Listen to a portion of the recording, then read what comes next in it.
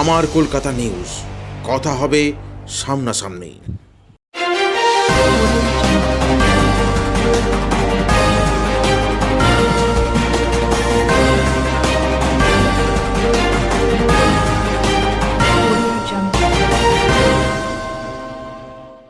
চুঁচুড়া বিধানসভার অন্তর্গত কোদালিয়া ২ নম্বর গ্রাম পঞ্চায়েতের ১৩৫ নম্বর বুথে অঞ্চলে তৃণমূল প্রার্থীর সমর্থনে দেওয়াল লেখার সময় সংবাদমাধ্যমের মধ্য দিয়ে জানতে পারে যে গুরুতর ও জখম হয়েছেন রাজ্যের মুখ্যমন্ত্রী মমতা বন্দ্যোপাধ্যায়। তার দ্রুত সুস্থতা কামনায় পুজো অর্চনা শুরু করে দিলেন তৃণমূল কর্মীরা।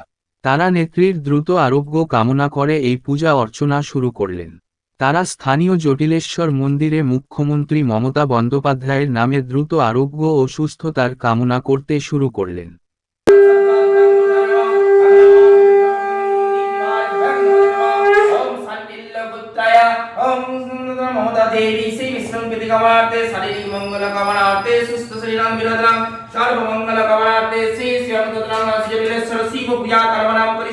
संकल्पितार्थं समय भवतु मनोष्कामनां पूर्णां तीर्थं भव।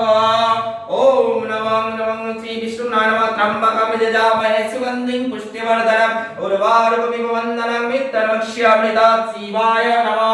हर हर बम बम शिवाय नमः। हर हर बम बम शिवाय नमः। हर हर बम बम शिवाय नमः। কোদালিয়া ২ এর অন্তর্গত ১৩২ নম্বর ৩৫ নম্বর বুথে আমরা আমাদের জটিলেশ্বর বাবা মন্দিরের সান্নিধ্যে আমরা আমাদের প্রার্থীকে নিয়ে আমরা দেয়াল লিখন চলছিল। তো হঠাৎ করে আমরা সংবাদ মাধ্যমের মারফতেই জানতে পারি যে আমাদের পশ্চিমবঙ্গের জননেত্রী তথা পশ্চিমবঙ্গের মা তথা পশ্চিমবঙ্গের মুখ্যমন্ত্রী মমতা বন্দ্যোপাধ্যায় হঠাৎ করে কোনো একটি অ্যাক্সিডেন্টে হয়েছেন এবং তিনি এসএসকেএমে ভর্তি আছেন।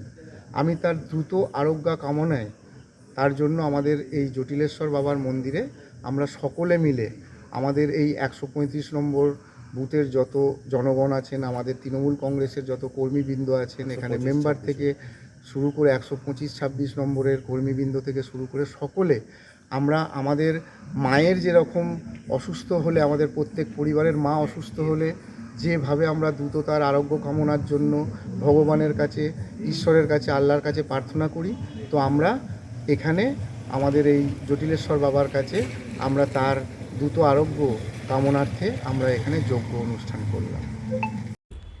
আমার কলকাতা নিউজ, কথা হবে সামনাসামনি।